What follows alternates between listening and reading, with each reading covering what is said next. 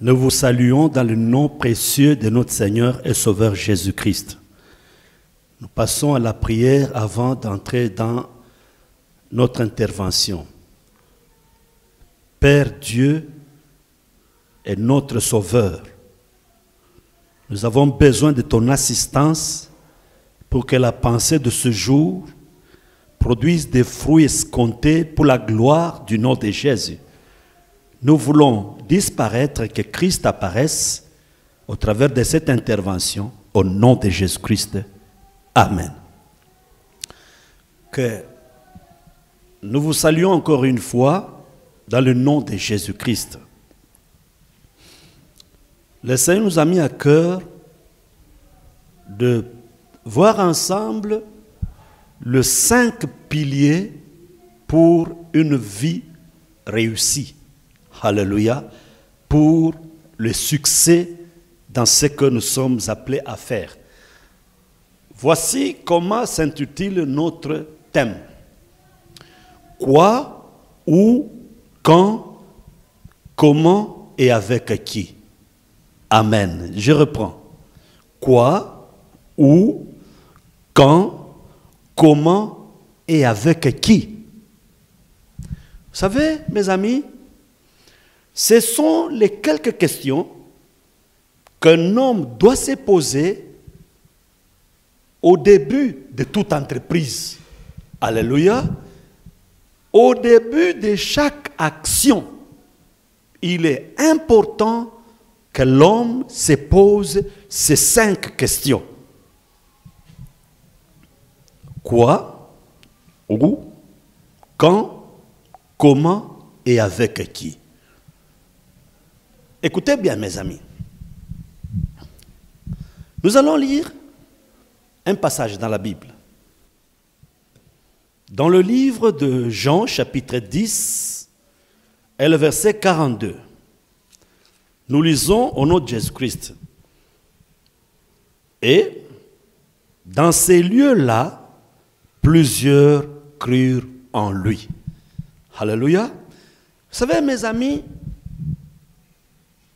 cette série de questions, j'avais dit, elles sont très indispensables de se les poser avant de vous engager dans quoi que ce soit. Et cela dans tous les domaines. Ceci pour éviter que vous puissiez tâtonner. Alléluia. Ceci pour éviter de faire un mauvais choix. Vous savez, si vous faites quelque chose en tâtonnant, ou si les moyens que vous voulez utiliser, vous utilisez ce moyen-là en tâtonnant.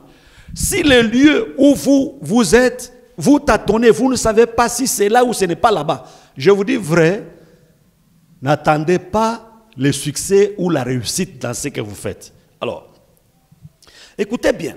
Dans le livre de Genèse, chapitre 2, verset 15, la Bible dit que lorsque Dieu forma l'homme, il le plaça dans le jardin pour, alléluia, le cultiver et pour le garder. Jésus-Christ, en venant dans le monde, il est écrit,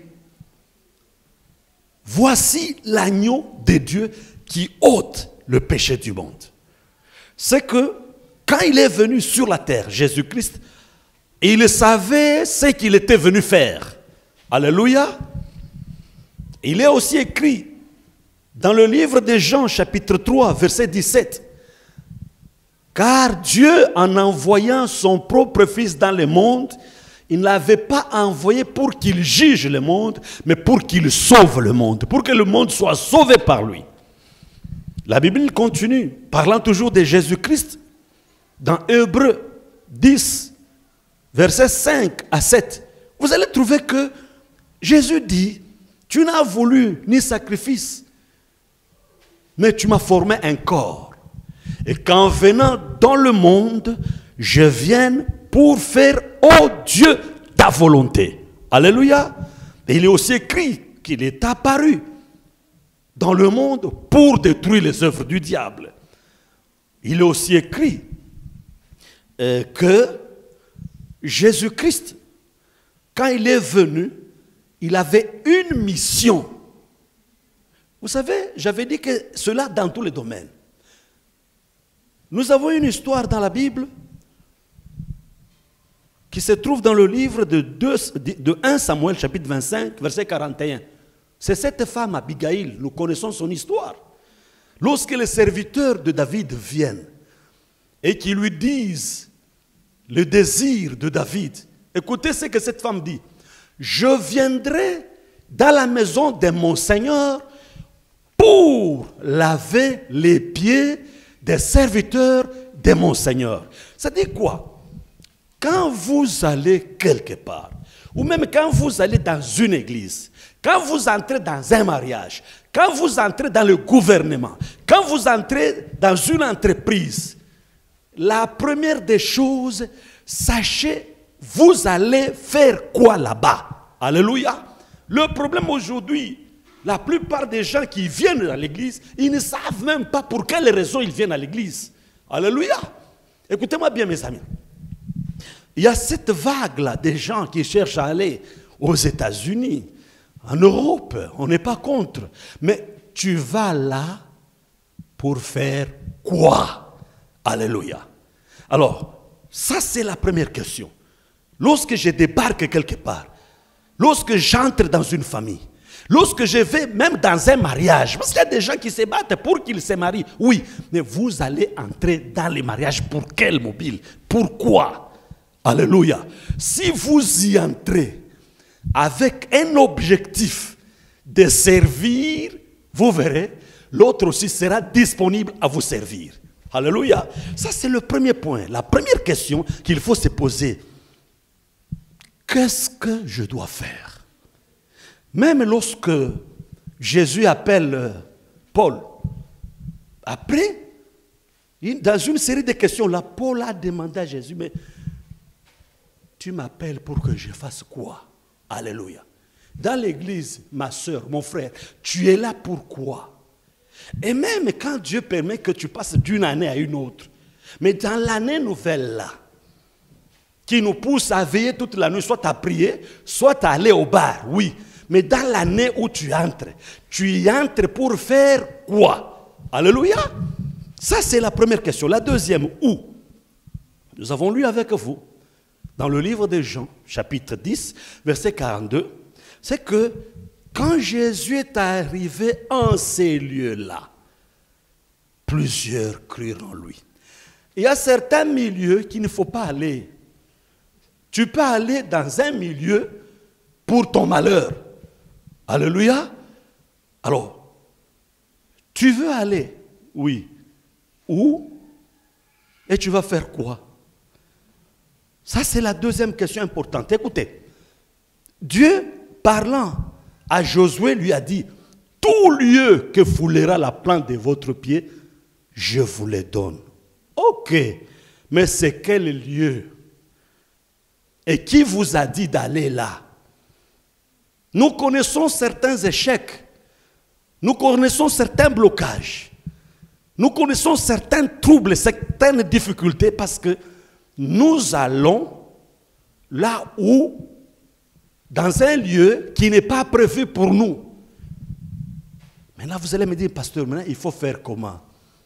Il y a quelqu'un qui connaît toute la terre. C'est le Seigneur Dieu. Alléluia. C'est lui qui sait si vous vous référez à lui. Alléluia. C'est lui qui sait où vous placez et quoi vous devez faire. Amen. Même l'histoire de Paul, il a commencé d'abord chez les Juifs. Mais Dieu ne le voulait pas là-bas. Dieu le voulait parmi les nations. Ici, je m'adresse aux serviteurs de Dieu. Peut-être vous connaissez certaines difficultés dans votre ministère. Est-ce que là où vous êtes, c'est là où Dieu vous a placé? Alléluia. Est-ce que vous êtes convaincu que ce que vous faites là, c'est ce que Dieu veut que vous fassiez? Un autre point, quand? Une autre question très importante, c'est le moment de faire ce que tu veux faire et où tu veux le faire. Le moment. Vous savez que Dieu travaille avec le temps. Maintenant, le problème de nous humains, nous ne sommes pas connectés à l'horloge du ciel. Alléluia. Souvent, Nous pensons que notre temps est toujours là. Non. Ton temps dépend du temps de Dieu. Si tu fais des choses avant le temps de Dieu, ou si tu fais des choses après le temps de Dieu, tu verras que l'échec sera possible. Nous avons quelques petits exemples. David, il reçoit la promesse, il est oint comme roi, mais le temps de l'accomplissement, alléluia, est simple de voir le jour où il a reçu l'onction et le jour de l'accomplissement. Et même les lieux, alléluia, là où il est allé pour vivre l'accomplissement de ce que Dieu lui a dit. Souvent, ça nous arrive que nous connaissons certains échecs, nous commettons certaines erreurs parce qu'on n'a pas attendu le temps de Dieu. Et même le mariage, pardon, on ne se marie pas parce qu'on veut faire la compétition, non. Et il faut entrer dans le mariage au temps de Dieu. Alléluia. Écoutez mes amis, bien par rapport au ministère, nous connaissons l'histoire de Josué. Alléluia. Si vous voyez les exploits que ce jeune homme a fait, il fallait que Moïse meure. Ici, je ne dis pas que ton Moïse meure. Ne souhaite pas la mort de ton pasteur pour que toi tu fasses les Josué. Non, non, non, non, non. Chacun de nous a un temps propice que Dieu a prévu pour lui. Alléluia. Le temps de l'accomplissement. Le temps d'exercer ce que Dieu a prévu. Pour David, nous le voyons, il vit l'accomplissement de ce que Dieu a dit à Hébron. Vous pouvez lire ça dans 2 Samuel, chapitre 2, verset 1 et le verset 11. Et puis 2 Samuel 5, 5. À un moment donné, là, il est roi à Hébron, mais sur un petit groupe. Et il fallait qu'il attende pour qu'il règne sur tout Israël. Amen. Alors, le 4e élément, c'est comment. Comment tu fais? Alléluia. Oui, c'est Dieu qui t'a envoyé. Oui, ce que tu veux faire là, tu le fais comment? Amen. Écoutez-moi bien. Ici, nous voulons nous poser la question de savoir quels moyens, quelle stratégie nous utilisons pour atteindre notre objectif. Le premier moyen, très important, c'est la présence de Dieu dans votre vie. Alléluia.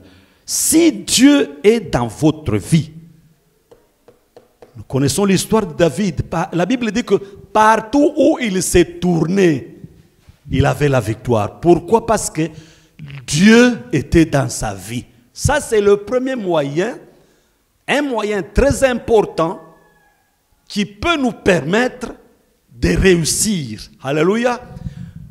Si c'est que vous faites, si là où vous allez, alléluia, même si c'est l'heure, oui, quel est le moyen que vous utilisez? Quel est le moyen à votre disposition? Est-ce que c'est Jésus-Christ? Écoutez, Jésus lui-même dit ceci. Dans le livre de Jean chapitre 15, un peu plus bas, la verset 5, il dit, sans moi, vous ne pouvez rien faire. Alléluia. C'est que nous voyons que la présence de Jésus, qui est le premier moyen indispensable pour le succès, la réussite, c'est la présence du roi des rois, parce qu'il est le Seigneur des seigneurs. S'il est dans votre vie, alléluia, des gens peuvent s'élever pour vous créer des obstacles, des barrières, mais comme il est le Seigneur des seigneurs et devant son nom, tout genou fléchira. Alléluia. Ça, c'est le premier moyen. Le deuxième moyen, c'est la prière, mes bien-aimés. Tout celui qui prie, il est capable de tout. Alléluia. Bien sûr, en respectant le temps, les lieux, amen, et aussi quoi tu fais. Le deuxième moyen, c'est la prière. Lisez la Bible. Tous les hommes qui ont fait la prière, qui ont eu à considérer la prière, Ils ont vu des montagnes sauter au-devant d'eux. Alléluia. Tous les hommes qui ont compris cette leçon de prier et de beaucoup prier, ils ont vu la gloire de Dieu les accompagner dans ce qu'ils font. Alléluia. En dehors de la prière, vous savez mes amis, qu'est-ce que Satan fait? Souvent, à l'heure de la prière, il s'organise toujours pour vous distraire. C'est ainsi que vous allez voir, vous n'avez pas le temps de prier, mais vous avez le temps de faire les courses. Vous avez le temps de regarder la télé. Vous avez beaucoup de temps à passer devant votre téléphone. La prière, très important. Écoutez-moi bien mes amis. Ici, je voudrais aussi vous dire ceci. Il y a ce que nous appelons la direction divine. Alléluia. Si nous sommes attentifs, nous verrons qu'à chaque occasion, Dieu nous donnera une direction. Alléluia. Alléluia. La direction divine. En fait, je ne suis pas contre certaines pratiques, mais je pense que si vous vérifiez bien, certaines choses ne sont pas bibliques. Par exemple, cette pratique de l'eau bénite, cette pratique de bougie, est-ce que c'est Dieu qui a donné cette direction? Non. Écoutez-moi bien. À chaque cas ou devant chaque dossier, si nous sommes attentifs, nous écouterons la direction de Dieu. Parce qu'il connaît, il sait et il peut. Si nous sommes ses instruments, si nous sommes obéissants à lui, je vous dis vrai, il nous donnera à chaque occasion une direction.